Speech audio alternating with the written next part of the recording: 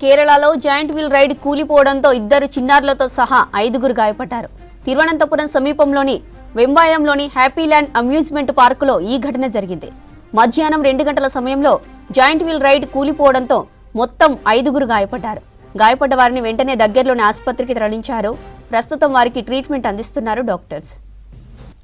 Welding జాయింట్లు సరిగ్గా లేక రైడ్ కంటిన్యూ అవుతున్న సమయంలో విరిగిపోయినట్లు తెలుస్తోంది.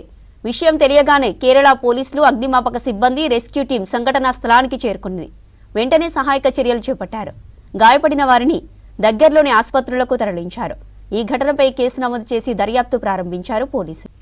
కేరళలో జాయింట్ వీల్ రైడ్ కూలిపోవడంతో ఇద్దరు చిన్నారులతో సహా 5గురు గాయపడ్డారు. తిరువనంతపురం సమీపంలోని వెంబాయంలోని హ్యాపీల్యాండ్ అమ్యూజ్మెంట్ పార్కులో ఈ ఘటన జరిగింది.